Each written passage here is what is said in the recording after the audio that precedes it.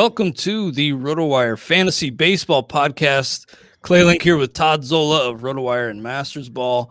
It is the two-start pitcher pod, grading all of next week's two-start options on a 0 to 5 scale. Tax day, Monday, so definitely get your taxes done if you haven't yet. Jared Kelenic debut, Logan Gilbert. Did you get to catch any of that, Todd? Yeah, I did. Speaking of catches, what was Naylor doing making that catch in the outfield? No, he ruined it. What a buzzkill! Yeah, no, I saw it. First pitch. Yeah, Kelenic looked fine. Obviously, didn't get a hit, but he looked fine. Gilbert, had a couple loud outs, I'd say. Yeah, no, for sure. And he, handled himself in the field. It was fine. I don't think they'll send him down after one over. But Gilbert, I mean, all I did was number scout. I've never seen him work. And, working off the fastball with 3+ secondaries, and the key being his command and control. It looked like he just didn't have the command and control last night, that he locating pretty much middle with the fastball, and he was getting rocked. So I think once he gets, over the, well, the other option is when you debut, you're all over the place. So I think he kind of went too much to the other end, right? Too much throwing strikes. I think once he gets comfortable, perhaps as early as his next start, we'll see what all the fuss is about. Yeah, he hung one breaker, I know, right over the plate to Franmil Reyes, who capitalized. And yeah, the fastball, 94, 95 did look pretty straight and center cut most of the time, but I thought overall he looked okay. Doesn't really have the look of a star player. But I still think he's a nice pickup this weekend, and maybe that outing kind of tempers expectations a little bit, keeps the price down in free agency. But I still think he probably goes triple digits this weekend. Yeah, I think you control F Daniel Lynch, control replace Logan Gilbert, because Lynch's triple digit bids have dwindled, I would say. No, he should probably be dropped. Honestly, I'm gonna probably be dropping him in the. I held on in Tout Wars head to head just because how generally favorable any starter is in that league. Probably be having to cut him. That's all right though. I still think it'll be pretty. Not Daniel Lynch, but Logan Gilbert will be a decent ad. I just don't know, especially with how many good pitchers there are, if he's really gonna be like a big needle mover. Who would you rather have, McClanahan or Gilbert? Rest of the way. I'm putting you on the spot, I know. Rest of the way. I love McClanahan. They did let him go, I think, 80 pitches his last time. The way Tampa uses their pitchers, I'm going to probably go Gilbert. But, you said rest of the way. Dynasty league, even in a keeper league, it'd be McClanahan. I'm trying to make a distinction there. I was actually thinking I don't play in enough dynasty leagues to know if the mentality is the same. Is this a time to try to get Daniel Lynch in a true dynasty league? I doubt it, just because, people playing dynasty leagues are smarter than to realize a couple outings at the beginning of a career aren't going to dampen the rest of the career. But, maybe in keeper leagues, if someone has Daniel Lynch and they're trying to compete, then you might, in a keeper league, you might be able to get Lynch from that manager. And if you're in a rebuilding mode, the difference being a keeper league, a lot of turnover of players. You can win, lose. Where a dynasty league, you try to build up a base to win for several years. So I think this, it may be a speed that a team competing drafted Lynch in their minor leaguers, and maybe they'll now be, I'm going to hold on to him because he can help me this year. Maybe now they're a little shy about that, and you can get Lynch in a keeper league. Yeah, that's not a bad idea, because it can't get any worse for young. Right. And he got a bright future ahead of him. Yeah, he's still a well-regarded good prospect in the major leagues. Yeah. That was nice of the Reds to get blown out early, although they nearly came back with an 8-run 8th inning. They briefly made it close again. Well, the key was getting Chichi Gonzalez out of the game. Yeah. Oh, man. Luis Castillo. I only have Luis Castillo in one league, but I think you have to be red panic mode at this point. Well, yeah, a little precursor. This week's tout table is on pitchers that are overperforming and which is likely to continue strongly and which is most likely to fade. And I actually wrote this week's Z-Files on the 5 pitchers I asked about. Next week, I'm going to pick 5 underperformers and which one is most likely to rebound to expected form and which is most likely to stay in the doldrums. I almost said scuffle. No, I'm just kidding. And so next week at the quarter pole, which pitcher is most likely to scuffle? There we go. I noticed that whenever that gets said, people are tagging us now on Twitter. Yeah, in the MLB, which pitcher at the quarter pole will scuffle? There we go. Let's put them all in there. Yeah, the MLB is pretty wild. By the way, we are sponsored now by WinBet. Yeah, I got to mention that at the very top, but I got it in. It is early on this Friday morning. I'm not much of a morning person, but that was kind of the Reds that get blown out early so that I could switch over to the Mariners game. And I did get to catch all that. And I'll be talking with James Anderson here shortly on Farm Friday about Kelenich's debut and along with Logan Gilbert, more on the way. It was a pretty quiet week this week on the Fab front in the Stake League. Top pickup was Andy Young. I didn't really know what he was doing, but apparently he's doing stuff. Odubel Herrera, John Lester, Charlie Culberson, pretty quiet. Ryan Zimmerman, and I said this with Daniel Lynch. Funny how that worked out. That that was an example of always put your bids in. Don't miss a week because keep them honest bids can sometimes surprisingly at a high rate go through, and that's what happened with Trevor Larnick. He's behind all these names I already mentioned: Andy Young, Odubel Herrera, Culberson, Ryan Zimmerman on the hitting side. Then I got Larnick for 2. I did not expect that. I know he hasn't done a whole lot yet, but I still think there's a nice little window here for Trevor Larnick to play. Yeah, well, you mentioned Andrew Young. He only has 4 hits in the year. That's all, just 4. But they've all left the yard. So, is he? Yeah, he's 4 homers. Yeah, he's 4 for 13 with 4 homers. So yeah, he's. I didn't even. Is he playing much? He was just kind of a utility. Yeah, he made a start yesterday. It looks like that was his first start. Yeah, and the bum didn't hit a home run since April 15th. Right, and the bum struck out twice. Yeah, wasn't he not a throw-in, but wasn't he included in one of the big Arizona deals? I don't remember exactly which one. Right. But he's 27, so I'm not sure he's a quad A player yet. But Ketel Marte is due back soon. So he was in the Goldschmidt deal. Okay, yep, there we go. So Young, been pinch hitting. It was just when people sort by home runs and they see he hit 2 or 3 that week, they just put in a bid and they maybe don't think as much about how much he's going to play. So it's a nice player, but I don't know that I would have put a bid on him even in the Stake League. But who's to say? Yeah, people are probably pretty desperate for hitting, and hitting is pretty hard to find right now in a lot of leagues. I find myself, I plugged in Kelenic for the full week just because I had lost Yelich, Springer, and Jurickson Profar in TGFBI. Yeah. So I just, hitting is pretty light right now across the league. And the thing about it, and I do daily notes for ESPN, and what we do is we look for players that are available in at least 50% of all ESPN leagues. And it's just human nature to look for someone who's hitting well to recommend, even though slumps are unpredictable. They can be snapped or started at any point, and the matchup's better. But just eyeballing the play, there's usually more players performing at a decent clip. But the problem now this season is everybody that's available, and this would go towards free agency too. They're not playing well, right? They don't. It's even though in your head, maybe some people don't know, but if you know in your head that streaks are unpredictable, you should just focus on the matchups and the history, etc. It's still tough to pick up someone who hit 188 the previous 7 games. It's tough to do. So anyway, yeah, and that seems like a lot of what I see on the waiver wire. Oh, yeah, exactly. That's sorting a bunch of RBIs or.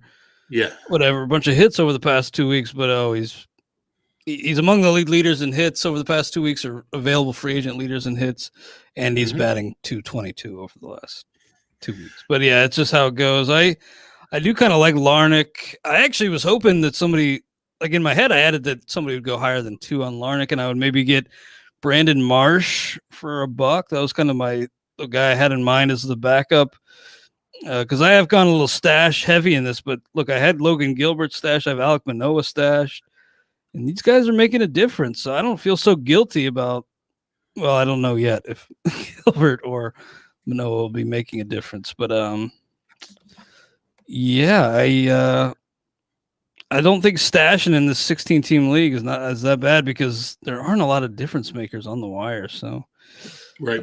I'm fine playing the waiting game for a potential difference maker. By the way, a guy I have in that league, the Stake League, who in that Seattle-Cleveland game last night, I started to get pretty worried about Emmanuel Clase. Did you see how that ended? Where he got 2 outs right away, then he couldn't find the strike zone. He got pulled from a save situation. Yeah, it looked like you got the Rick Ankiel yips all of a sudden. Yeah, and the body language completely. Yeah, and when he was taken out of the game, I mean, he wasn't mad. He was more mad at himself, right? But you could tell it was just weird. You're right, and they brought in Brian Shaw, who like a lot of relievers did not have success in Colorado, but came back to Cleveland and then got the last out or double play. I think if from the it was a grounder up the middle. Yeah, it was a ground ball. He just needed that one more out. Right, ground ball. Because Clase got the first 2 pretty easy. But. Yeah, in the walks, he really hadn't struggled a whole lot with the walks previous, right? I mean, he walked 3, and he only got 7 on the year, so he only had 4 coming in, which is obviously not a whole lot. So. Yeah, I just, by the way, with Brandon Marsh, I saw he homered in his AAA debut last night, his first game. So with Pujols out of the picture, I could see Marsh. Maybe their other top prospect too. It's escaping. Joe Adell. Of course. Yeah, there's a watch for both of them right now. Sure. I just completely whiffed on that, but yeah, it is. Well, I think we could see one or both, maybe. Well, Joe Adell completely whiffed last year, so it's understandable. Yeah, Joe Adell, it looks like he's fallen on James's list, or maybe he's graduated already. Well, I mean, maybe. Oh yeah, because there were weird rules where last year the prospect eligibility rules changed. Yeah, right in September. Right. Yeah.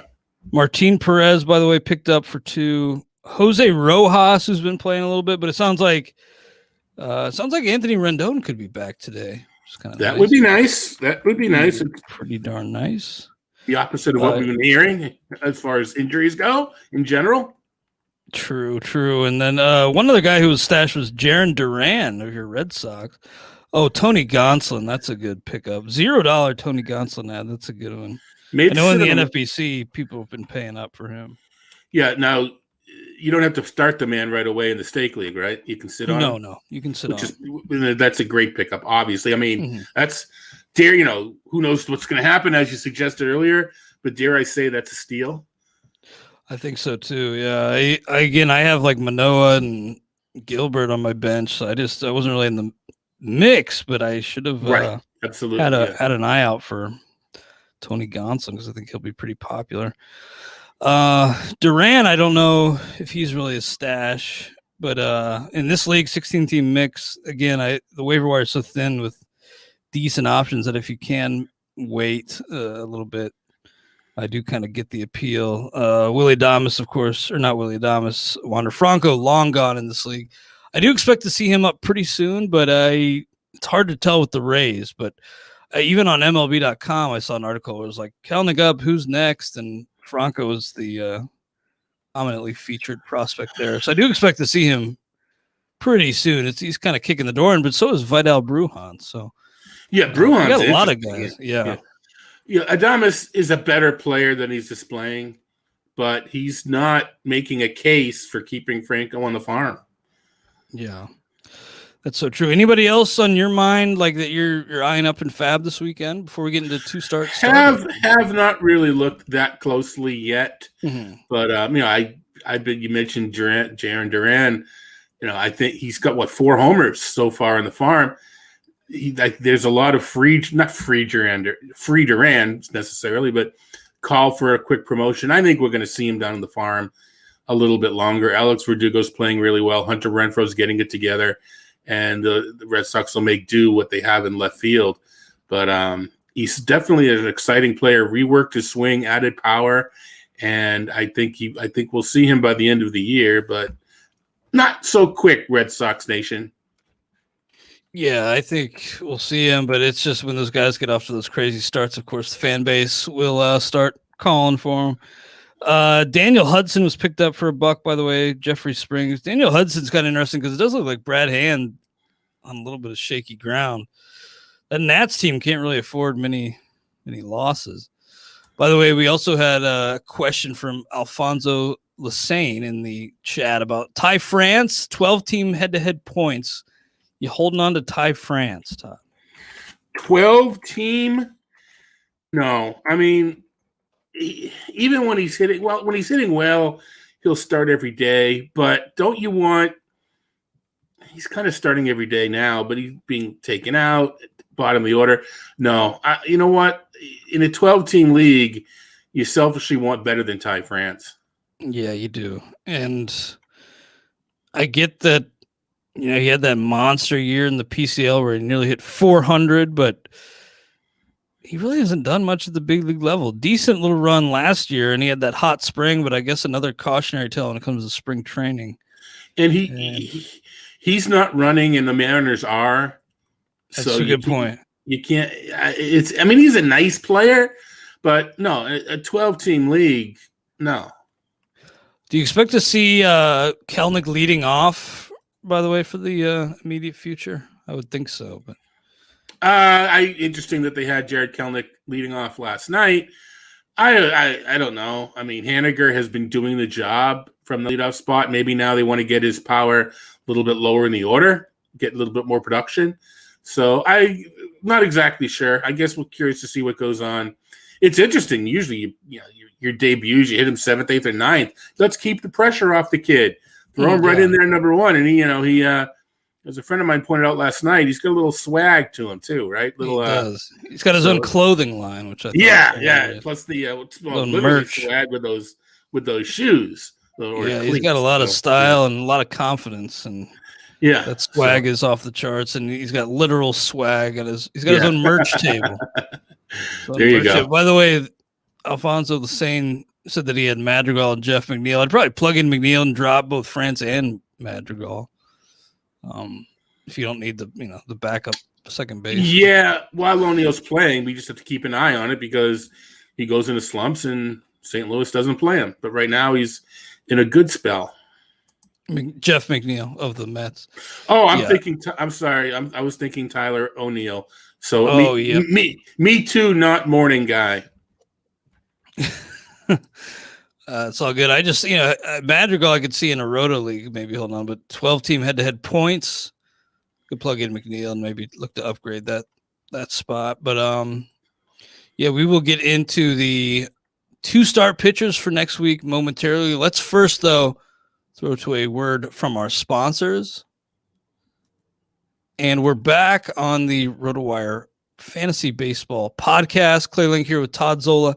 We're going to be grading out next week's 2-start pitchers on a 0 to 5 scale. You probably know the drill, but if you're unfamiliar, 0 to 5, and it's basically if we have 5 leagues, how many of the 5 are we starting this pitcher in? So if you're up for it, Todd, you want to dive right in? Yeah, well, let's be truthful. It's more like we have 15 leagues, so we divide the answer by 3. That's true. I think 17. Anyway, that's a good point. I in my leagues, just kind of mid-pack, but I think that's kind of, mid-pack or higher generally, but that's kind of where you want to be. It's early. You want to be in striking distance. That's where I am, and that's what I tell myself, but we shall see a couple teams I look at and I go, whoa, what is this team doing so low? And then other teams are just whatever. And speaking of which, before I forget, because you don't use this tool, I don't believe, for standings. But while I'm thinking about it, why didn't you or anybody else tell me about the RotoWire My Leagues function? I think I did. I definitely tweeted about it a couple of times. I look at it. I mean, I look at the site 15 million times a day. I said I finally set it up this week. For those that don't know, what the My Leagues function of RotoWire does, it pulls in. Well, I want to say all your leagues because it doesn't handle a couple of the scoring services, but it pulls most of the systems. Yeah, most of the services. I think on Roto might be the only one that at least I have teams on that it doesn't pull in. That's what we use for Tout Wars. Fantrax, NFBC, obviously RotoWire itself, CBS, ESPN, Yahoo, all the biggies. And it pulls in your rosters, and it tells you projected standings based on rest of season. That's the least of my worries. Who do you have that's hurt? Who's available in free agency? And to go through them really quickly, you get a quick idea of what to look for in each team. And man, I'm not going to say I would have won every single league I've ever been in had I known this existed, but I certainly would have saved time, and I think I would have done a little bit better. So this My Leagues function, it's just beautiful. Yeah, I was getting ready for the Maki League that Derek Van Riper commissions. Basically, it used to be Staff Keeper 2, and I hadn't had time in draft season to really do a ton of prep or input keepers into a software or anything. But that's when I kind of even found it. My leagues, I'd tinkered around, but I was able to input everything immediately, and basically it acted as a draft software for me essentially, because I was able to just continually refresh the cheat sheet.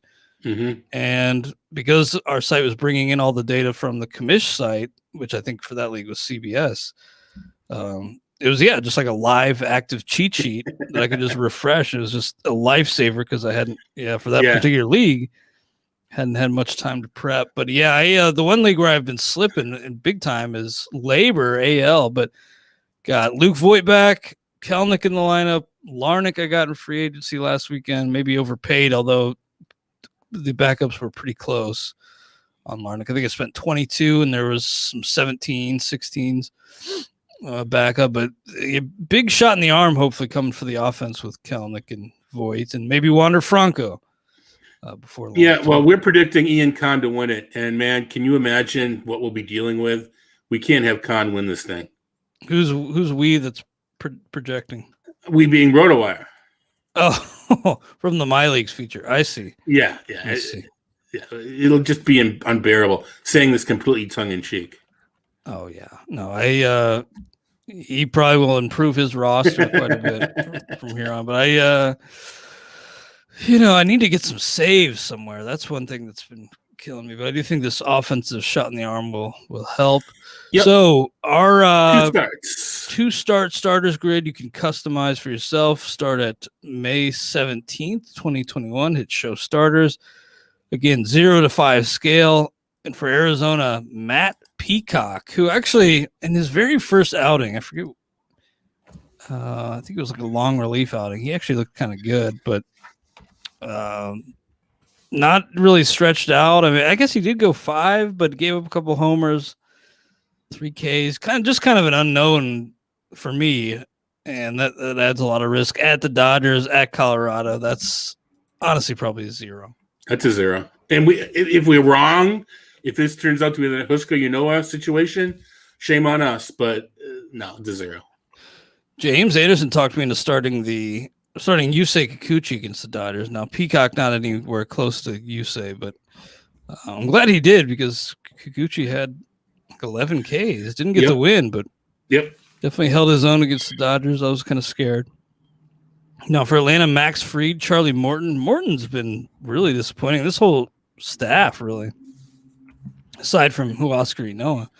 Right. And Ian Anderson's been okay, but Fried and Morton really need a bounce back week here versus the Mets, versus Pitt. For Fried, I think I'm going to say 4, but I think Morton's maybe falling into that 3 range for me. Yeah, Morton is going to make the list, I believe, next week of underproducing pitchers, what to do with them sort of thing. I'll agree with your 4 and 3. And I haven't not done the deep dive on Morton yet to try to figure out what's going on. I was watching some of that game yesterday afternoon because it was the only game on early in the day, and he looked okay early on, but then they just kind of chipped away at him, and he got the hook, I think, at like 4 2/3, and just didn't look like he really had much. Matt Harvey's a guy I don't think has much, but a decent story so far for him versus Tampa Bay at Washington. Maybe I'll give Matt Harvey a complimentary 1 just because of the nice little story he's having this year. And for some reason, his return to Citi Field made some headlines, but I can't go higher than a 1. Yeah, I can't give a complimentary 1. My spreadsheet doesn't rank that. No, I'm going to go 0, and I know he has looked okay. And these both are one's at home against Tampa Bay. You know what? Home against Tampa, I'll give him a 1. All right, you talked me into it by not saying a thing. Okay, it's just your aura. I had you down as a 0, but I'll home against Tampa Bay. Wait, I'm sorry. You said New York. Oh, did I? You know what? Well, no, you said New York, and it made me think with the Mets. Oh, I see. Citi Field because I'm old and dumb. No, that's a 0. Home against Baltimore. Home when home is Baltimore, that's a 0. Yeah, okay. I think he was available in labor still as of pretty recently, and I thought about picking him up, and I didn't. But I was thinking maybe in that league, this one exception I would make to maybe put in Matt Harvey. Eduardo Rodriguez, what have you seen from him? He's 5-1, but and I guess he struck out 9 in this last outing, but a couple 4 spots on his ledger recently. Any concern about Erod, or is just normal ebbs and flows of a season? Yeah, I'm not. It's weird because the rest of the staff is elevated, and he's supposed to be the ace, and he's struggling on a little bit. I think he'll be fine. I don't think it's not so much ebbs and flows. He hasn't had. This is the ebb. He hasn't had the flow yet. He's got to get. Yeah, the flow. he's coming back from a completely lost season. Yeah, so I think it's a year where he couldn't walk for like 6 months. Yeah, I think I'm going to give it a 4. I don't love either. I don't love at Toronto, which is it's still at Dunedin. We're not June yet, and at Philly, I don't love either one, but I'm still going to go 4. Yeah, I'm still going to go 4. 3, but okay. Yeah, when do they make that switch to Buffalo? Do you know at the end of the month? June 1st. Yeah. Well, I don't know when the first game is, but it starts in June. All right. Now, Adbert Alzolai, I feel like we talked about him last week, didn't we? But he must have gotten. Well, it's going to be the case for a lot of these guys. We're still dealing with rainouts and everything else. COVID cases. Yeah, that's true. Alzolai versus Washington at St. Louis. I kind of like that. I know that Schwarber and Josh Bell homered yesterday, but man, those two have been horrible in terms of batting average and consistency. But at least while they're kind of struggling, that Washington team looks pretty easy to navigate if you can work around Juan Soto. So I'm looking at Adbert Alzolai and saying, I think that's probably a 3, but I kind of maybe it's a 3.5. Yeah, I'm kind of with you exactly on that. He is not giving up a lot of traffic. The strikeouts are a little more than a batter an inning. The home runs are he's paying for it with a few homers though. But it's minimal damage because he's not walking anybody. But so I will give versus Washington at St. Louis. You know what? I'm going to give him a 3, but it wouldn't. It may be true of a true 4. The last time I gave a 3.5, by the way, it was Austin Gomber, so fair warning. Didn't give him a 4 though. He's been, he had a good outing in Coors this week. Did he? Yeah. I didn't notice because he's off your radar now, right? You don't care anymore. I've cut him and he can't hurt me anymore. Zach Davies, those same 2 matchups versus Washington at St. Louis. I'll probably give Davies a 2. I actually kind of liked him coming in, just thinking maybe he was like Kyle Hendricks Jr., although that's not the best thing this year. I guess he has been Kyle Hendricks Jr., just not in the way I was hoping he would be. Maybe. Well, the numbers. Well, lately the ERA is there, but I mean, when your ERA is lower than your WHIP, that's usually a good thing. But 1.29 WHIP. I mean, he's getting a little bit lucky here. No homers, 6 walks in 16 innings. He's teetering on with only 8 strikeouts. He's only got 8 Ks. Well, no, I'm sorry. In the last couple of weeks. Oh, I was gonna say, but he only has 22 Ks in 35. Yeah, and just 1 more K than walk. Jeez. Yeah, I'm looking. To cheating a little bit. I'm using the setup I use when I actually write up the comments for the. Oh no, that's great for the players. So I have season long and last 2 weeks when I do my comments. So that's the chart I'm looking at it. So anyway. Nice. I appreciate that. That's helpful for all of us. So I got Davies as like a 2. Are you even giving him that? You know what? I'm going to give him a 1. Okay. Yeah, I didn't Because realize the strikeouts are so low, and that's Yeah. that's one of the things about 2 starts is to get the strikeouts, and especially in this environment, like it's just so hard to roster a guy like that. And you know what? I know we need to rush through because you need to get to Sirius, et cetera. We're doing okay on time, but actually. Even more so than normal. Okay, if you're in an inning limits or games pitch limit league, you cannot waste your bullets on the Zach Davies, right? It's an inefficient use of limited resources. I'm learning that in Otano. I'm finally paying attention this year in the Otano leagues and keeping lineups. But now the next step is you can't just keep people active. You have to be smart about it because you have limited number of starts. And if you're using a guy that's not, it's fundamentally, even though it's Ks, it's actually K per 9 is what the category really is, because there's a very reachable innings limit maximum. So that's the other thing. If you're in a league with limits, be careful about Davies. Otherwise, if it's just free fall, go for it. But it's not getting the strikeouts. Yeah, it really isn't. It's just scary. Sonny Gray's looked pretty darn good lately. He's still 0-2, but versus San Fran, versus Milwaukee, it's Great American Small Park. But I still think Sonny Gray is probably, maybe he's not in that 5 tier, but he's a 4, rock solid 4. I'm gonna go. I'm gonna give him a 5, and we've talked before. My expectations are a little bit higher. He pitches in the Great American Ballpark. Okay, I was gonna say it's not. I thought the deal was it was at Milwaukee, therefore, we need to be nervous. But when you pitch in the Gab, as it will, doesn't matter where you go.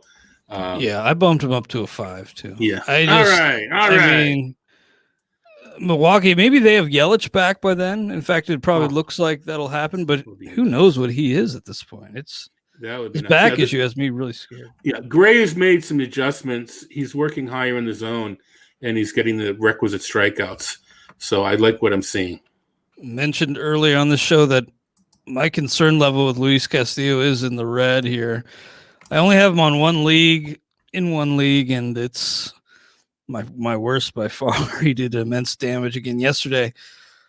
I don't know what it is. Like, actually, I think I saw yesterday that 7 of the 10 hits he allowed came with 2 strikes. So he just does not have that put away pitch this year. The changeup usually is for him. Stuff's down a tick or 2, and I mean, I wouldn't be surprised if they skipped him, or maybe they are not going to pull him right now for performance, but maybe like a dead arm sort of IL stint or something, because he just needs to breathe and recuperate a little bit. Yeah, I think there's something to that. I mean, I think I'm making excuses because I'm still high on the pitcher in general, and we've talked about the warm weather narrative. I'm wondering if the ball with the higher seams is affecting him in a negative way, but maybe because he's so reliant on that changeup. The changeup, and the thing about the changeup, and I don't know if this is true or not, but I'm going to guess. I think it takes a lot of, courage. I'll use the word courage because I don't want us to get fined on air to throw a changeup. I mean, what I mean? What other word was on your mind? Yeah, well, because you're throwing that soft thing right in the zone. Yeah, and you need confidence that it's going to work, and he may be lacking right now. Mm-hmm. So, unfortunately, San Francisco, we keep saying they're a little bit better offense. They have a couple of injuries; they've fallen back a bit, but that's a good get-right game. And if you can get right against San Francisco and get some confidence against Milwaukee, I mean, as far as this goes, I'm going to give it a 3. But I'm using him because that's just what I do. He's already crushed me so much, and at least I think the RotoWire Online is where I've got him, and it's just crushing. You need, if you're gonna make a comeback, you need him to be what he used to be, and you need the starts to get him there. I mean, if he stinks still, you're still going to stink as a team. your photo. You need the help. So yeah, and if you drafted him, you're probably in like last or second to last or bottom third. So why the hell not? Yeah, but but I actually have him as 2, just because I think there is a chance maybe he doesn't even make one or both of those. Yeah, he will be in the list of starters. He and Morton, and we'll see who else for next week's tout table / Z files. Which pitchers will rebound? Now Sam Hentges for Cleveland. That's a weird name to say. Hentges. He's been pretty good so far, at least in terms of run prevention. Not so much in terms of the underlying numbers. 1.76 whip. He has not gone 5 innings. He fell an out short of that his last time out. 4 2/3, only 4 hits. Over 4 2/3 scoreless against the Cubs, but 6 strikeouts, 4 walks, and all the traffic on the base paths makes me pretty nervous. And he's just kind of a fringe guy anyway. So 6, but it's Cleveland. They take fringe guys and make them into Zach Wheeler. That's true. That was my thinking with Cal Quantrill, and that blew up in my face. And Logan Allen. Yeah, no, I'm going to give him a 0. I'm not even going to give him the benefit of a 1. He's not going 5 innings, walking people, and I have trouble saying his name too. Yeah, it's a weird name. Now for Colorado, it looks like maybe they get somebody back next week. We don't have anybody projected for that. Kyle Freeland. Yeah, Kyle Freeland. Oh, yeah, they get Freeland back. For the White Sox, Dallas Keuchel at Minnesota at the Yankees. Pretty tough 2-step, even though the Twins are just ghastly right now. They're really bad. Talking about the low K rates with guys like Kyle Hendricks and Zach Davies, Dallas Keuchel's always been a low K guy, but 18 and 43 2/3 innings. Another guy who just, because of that, even in this setup, kind of pretty tough to deploy. So here I'm going to give him probably a 3, but it's, I don't know, it's pretty shaky. 2 strikeouts in his last 12 innings too. Yeah, man, Minnesota, like you say, is not hitting very well at this time. New York is sort of kind of bust out a bit. I've got him. I mean, he's ranked in 3 range, but I'm nervous. I'm going to go 2. Okay, I got him 3, but I'll mark you down as a. I may need to drop his innings. Now, before we get back to the 2-star pitcher grades for next week, real quick word from our friends at Vivid Seats. The world is coming back, and the NFL season is upon us. I don't know about you, Todd, but I'm pumped for the regular season schedule release on May 12th, which was earlier this week. If you're like me and you're looking to see the action live, then head over to Vivid Seats, the ultimate go-to source for live events. From the biggest concerts and games to the hottest theater and comedy shows, Vivid Seats makes it easy for you to discover your favorite event, find your seat, gain entry, and make new memories. Just download the app, choose your city, and get access to the largest selection of tickets on games and performances you love, including the NFL, the MLB, Todd, NBA, and more. For a limited time, Vivid Seats is giving our listeners 10% off your ticket up to $30 max. Just use the promo code ROTOWIRE when you check out. Every purchase is backed by its 100% buyer guarantee. And you'll even earn cash back with the Vivid Seats Rewards program. Vivid Seats, getting you into the game. Back to next week's 2-star starters. I have a question, Mr. Lane. Yes, sir. Are we eligible for that discount? I have no idea. I almost used Vivid Seats this week to go to the. I'd say you probably are. I mean, I think we are with the Woo Sox, but very limited seats available. I talked last week. I wanted to go to the game. Very limited seats available for the Worcester Red Sox, and I could have I got to pay triple digits for a standing room only seat. Wow! A triple digit for a standing room only spot, and even with our 10% RotoWire discount, these 58-year-old legs and more importantly, 58-year-old gut were just not up to standing for all that time. I would have been wiped out. That's a long time to stand around. Yeah, I would have been. It's one of those things where I would have made it through the game, but I would have been a mess, for the next couple of days. So I watched the game on TV. I will once they expand. Right now, you can't get single seats.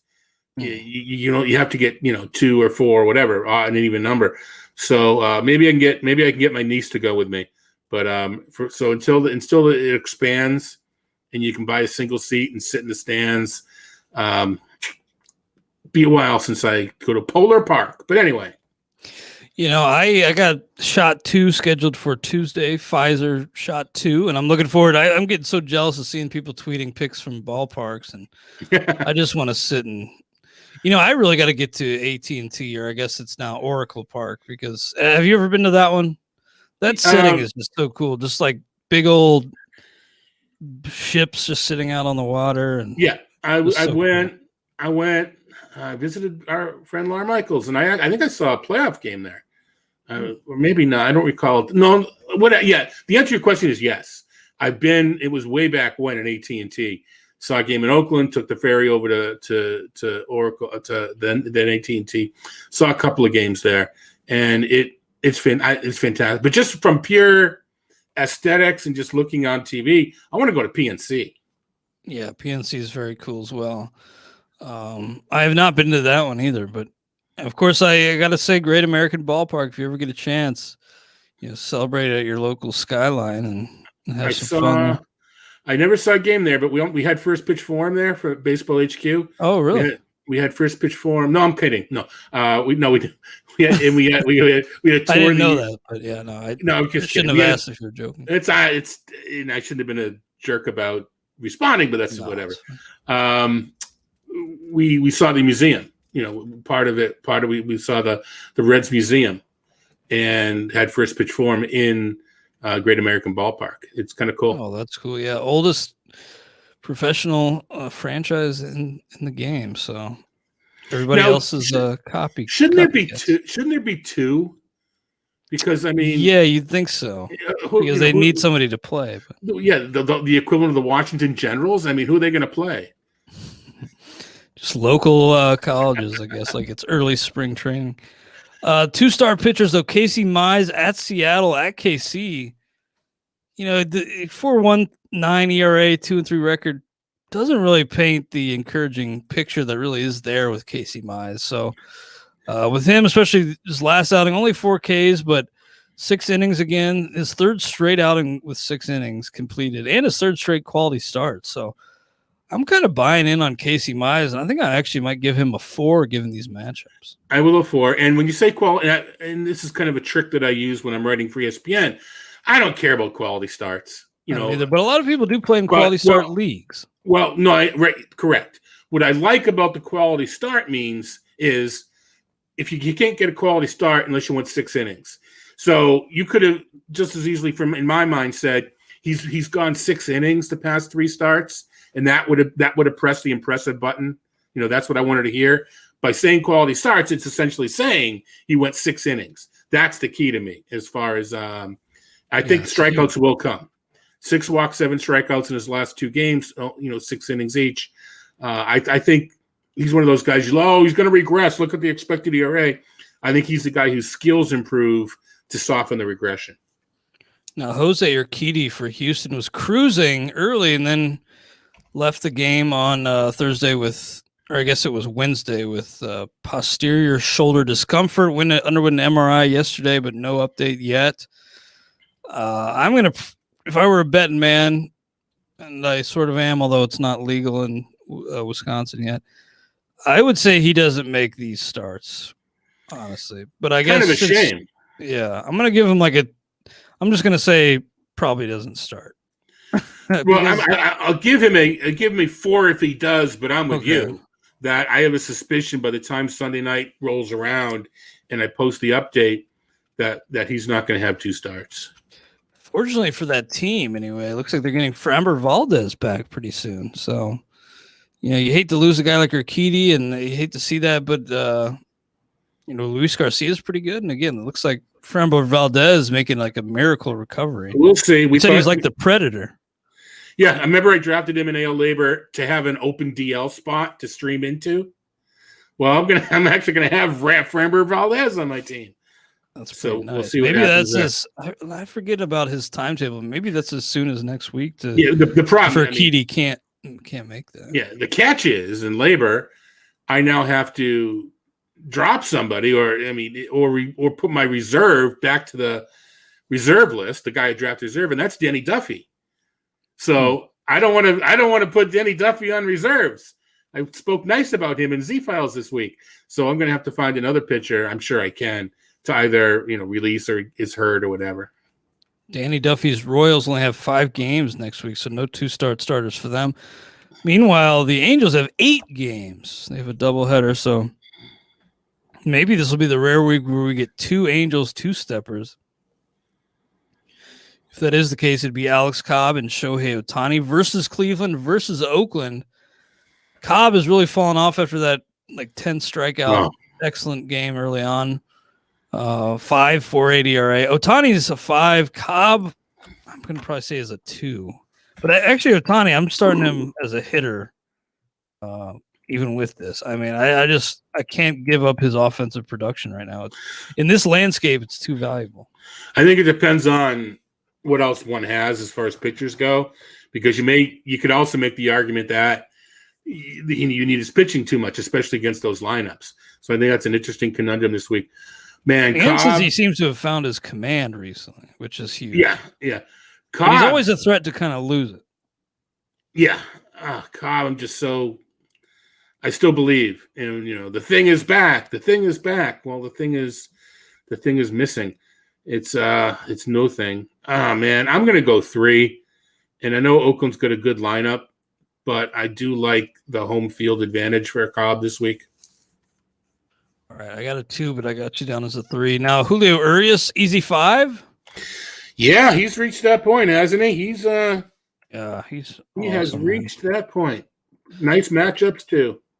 And maybe we see Tony Gonsolin at the tail end of next week. We'll see. We shall see. Now, this guy I don't really know much about. Cody Poteet. The only thing I know about him is that David Peralta had his 800th career hit against Poteet the other day. And I saw that because it's Mick going around on Twitter. David Peralta holding up the ball. I guess Poteet did get a win in his debut and 6 Ks against 0 walks. It's not bad. Maybe I should give him some more attention, but just the fact that I don't really know much about him, I'd probably give him a 1 at best. Yeah, exactly. I want the minor league numbers weren't good, but they weren't for either. So, but I'm gonna with at Philly, not so easy. Home versus the Mets. The Mets are eventually going to do some damage. I'm going to go with a 1, but I don't love it. Yeah, he did struggle at 2019 at AAA in the PCL, but at AA Jacksonville, 84 innings, 13 starts there in 2019. 2.25 ERA, 0.98 WHIP. So in a more neutral setting, at least, he was able to hold his own. Brewers got 2 off days next week, so no 2-steppers for them. The Twins they're another team with 8 games. Weird to see that discrepancy between 5 and 8, but that's how it goes sometimes. J-Hap, Michael Pineda. Pineda's been really pretty solid, and I should realize how good he's been because I have him in a few spots. But it does seem like, I guess it's because he's 2-2 and the team's bad, but at least so far. And I don't know if they're going to have really the manpower to turn this around. I'll probably give both of these guys 3s. Even though that White Sox match was pretty scary, I guess I'll give Hap a 2, Pineda a 3. I'm gonna go 3 for both, but it's kind of a sketchy 3 with Hap because he's so inconsistent. He showed why he got lit up last game. I know the lefty mashing thing is kind of debunked and it's kind of nonsense, but I do still worry about that White Sox lineup against a lefty like Hap. Just scares me, some of the firepower they have, even down some big bats. For the Mets, Taijuan Walker at Atlanta, at Miami. Atlanta's been sneaky bad, and Walker's been great. So actually, I'm going to give Taijuan a 4, and he's bordering on 5 for me. Yeah, if Acuna, it looks like if Acuna is out and it's at beginning of the week, the Atlanta start. If my code is right here. And Acuna did twist his ankle yesterday. If Acuna happens to be out, I mean that's just a straight 5. But I'm gonna you know what?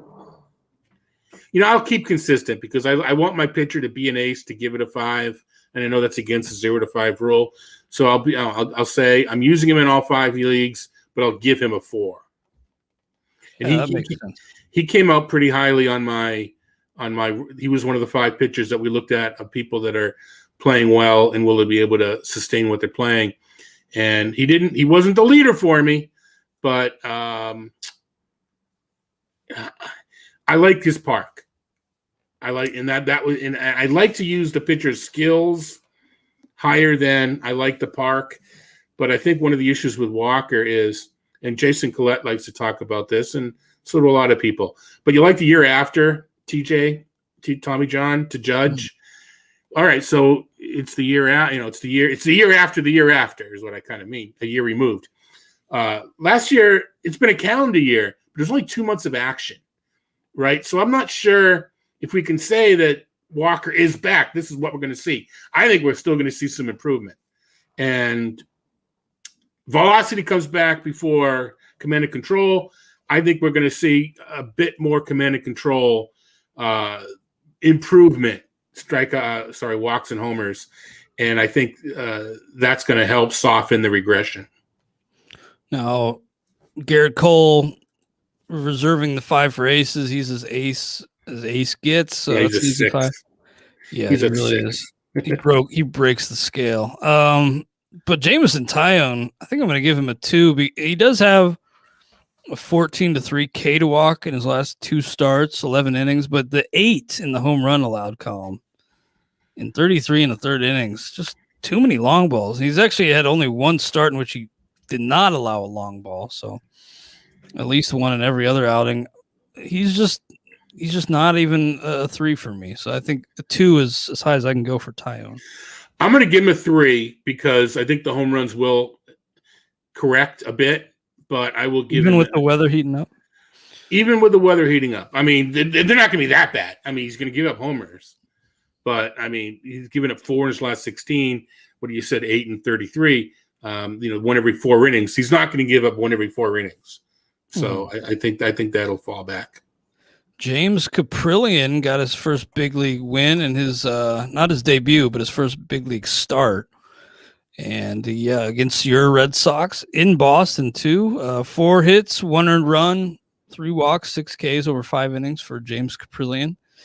I'll have to ask James about him because I had a little bit of an outline for our Farm Friday coming up here in like a half hour, but I did not have James Caprillion on there. But I will have to ask him, James, about Caprillion. I know he had some buzz back in the day, but he's 27 years old now. Hard for me to trust, but, versus Houston at LAA, I could see maybe in one league where I'm kind of desperate, maybe throwing a single-digit bid on him in an NFBC league. Right. Yes, I agree. I don't see Oakland hanging him out to dry. So I kind of agree. I think that even if he struggles, it won't be one of those, terrible. We had another. Well, it was Sean Manaea. It was his teammate last night that had one of those, can't recover from type outings. I think he'll be protected from that. So I'm going to go with 1 as well. Zack Wheeler versus Miami versus Boston. Is he a 5? Yes, in my book. In my book, he is. Not really a true ace, but I will give him 5 because the matchups are I think he's getting there. I think he's there. He's getting there. I guess it depends on what you consider a true ace, but he's combining the ground ball lean with the strikeouts. The strikeouts have been up over the past few years. Yeah, 2 years ago he's a strikeout guy. Last year he became a ground ball guy without the strikeouts. He's kind of doing a little bit of both this year. So I know he has no homers in his past 22 for the year. He's got 4 homers in 53 innings. Yeah, that'll work. That'll play. Now, JT Brubaker I've been loving, but I think just to kind of protect against the regression blow coming and just to not get too excited and out in front of myself here, I think I'm going to give Brubaker a 3, but deep down I want to give him a 4 because he's been so good. But all right, so probably a 3. When I pulled the numbers, he only had 1, so we've adjusted it. What's the second? I have St. Louis. What's the other start? Looks like it's at St. Louis at Atlanta. So that second one's kind of tough. Yeah, I'm gonna go 3. And then Darvish is an easy 5, especially with the home matchup against the Rockies. You gotta love that. Yep. All right, wrapping up here. Justin Dunn versus the Tigers at San Diego. I don't know what to make of Justin Dunn. I've seen him dropped in a few leagues. He couldn't get out of the fourth his last time out. But before that, he'd gone 5+ in each of his prior 4 outings. So a little bit of a whip liability. Not a ton of Ks, but I think, maybe he's another guy I'll have on my waterfall this weekend as a backup.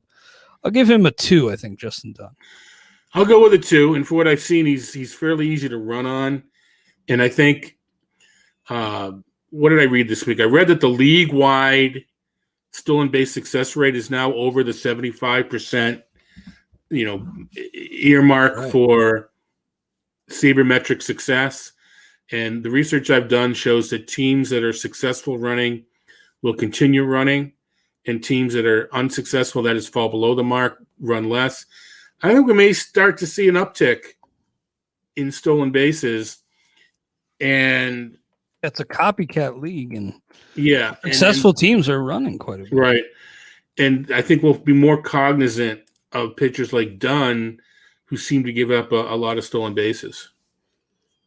Nice. Now we got to kind of rush through these last few, but yeah. Logan Webb at Cincy, same with Anthony DeSclafani, revenge game, then versus the Dodgers. So Disco I think is a 4, honestly, but I think Logan Webb is probably a 3. I was pretty impressed with his last outing, though.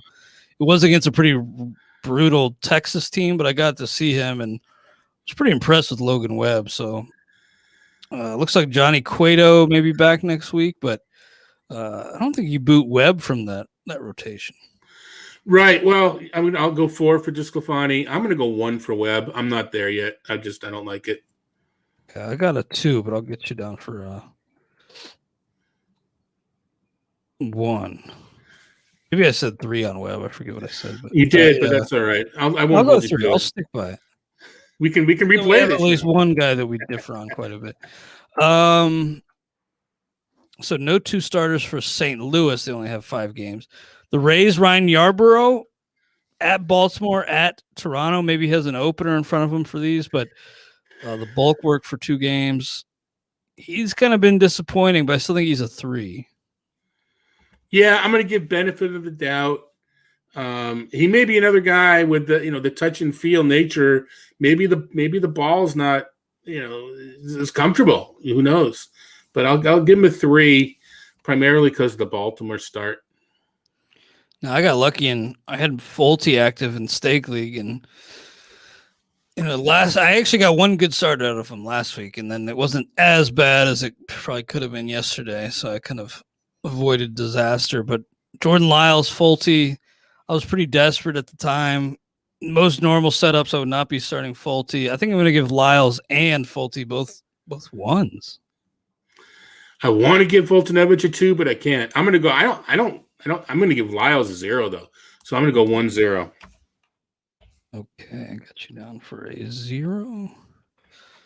I know they're home, but yeah, and that being home kind of helps, but we'll see. Hyunjin Ryu versus Boston versus Tampa Bay. Gotta say he's probably a 5, right? Hyunjin Ryu. Yeah, absolutely. Yeah, no need to dive into that one much. You get that marked here on the sheet, and we, of course, will review the grades here momentarily. Last team, the Nationals, John Lester, Patrick Corbin.